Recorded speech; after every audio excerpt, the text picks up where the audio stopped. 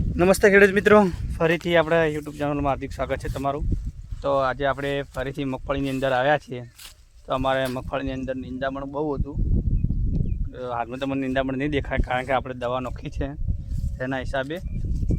તો ઘણીવાર નેદોમણમાં આપણે મગફળીમાં નેદોમણની દવા નાખતા હોય તો કઈ નાખવી ખબર નહીં હોતી, પણ આપણે આજે તમને જણાવવા જઈ રહ્યા બરાબર કે નેદોમણમાં કઈ દવાનો ઉપયોગ કરવો જોઈએ મગફળીની અંદર।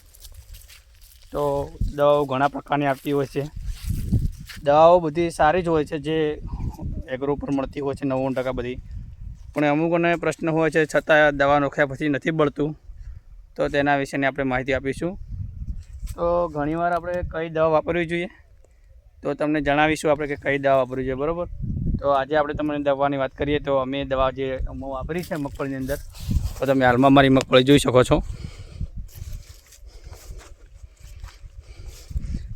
અને વાવવાની વાત કરીએ તો ઉનાળો 99% તમારે ભાઈ સાદી વાવો એટલે સારી કહેવાય।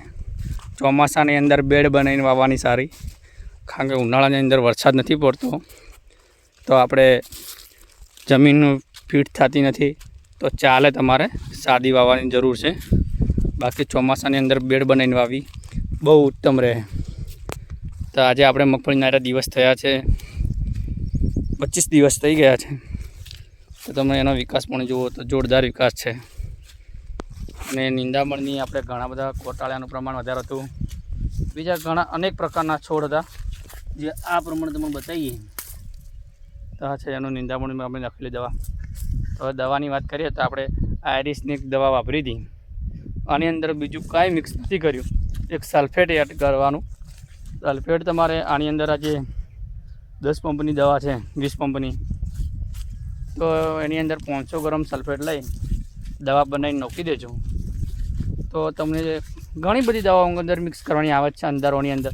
આયરિસની જે દવા આપે છે એના પૈકી લોકો ઘણી બધી એડ કરવા માટે હાલતા હોય છે, તો એની અંદર આપણે છે ને ખાલી સલ્ફેટ વાપરી દઉં આયરિસની અંદર। જોઈ શકો છો ડબલ ગોળા, જે આપણા ગામડાના ઘણા લોકો કહેતા છે કે ડબલ ગોળા, હા ભાઈ ડબલ ગોળા જ છે।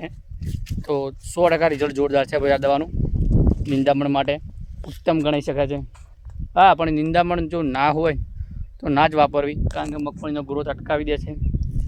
એ ખાસ ધ્યાન આપવું તમારે કે મગફળીનો ગ્રોથ ના અટકે, અને ઘણા પ્રમાણમાં હોય અમારી ગોળ તો જ વાપરજો।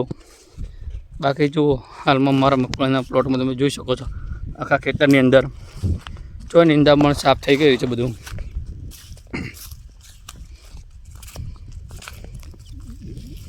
એટલે આયરિસ દવા જોરદાર આવે છે ભાઈ, અંદર બીજું કોઈ એડ ના કરતા, ખાસ કરીને એક સલ્ફેટ સિવાય।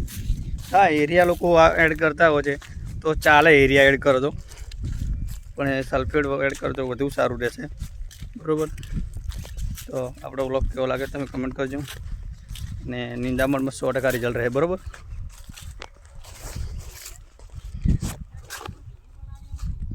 તો સારું, આપણે સારામાં જ રિઝલ્ટ હશે। દવા પણ જોઈ લો, બીજી વિના બતાવી દઈએ બરાબર, તમને લાઈવ જ બતાવી દઈએ દવાની અંદર પણ।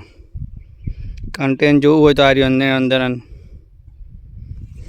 અને જો વધારે પ્રમાણ અંદર હોય તમારે નિંદામણ તો ઇમેજિન થાય પર વાપરી લેવાની, 10% આવે છે એનું પણ 100 અંદર મિક્સ કરીને નાખવાની આવે છે, તો પણ સાફ થઈ જતું હોય છે, કારણ કે ઓના ભેગી જ એડ કરીને આલે છે આપણે જે બોક્સ કહે।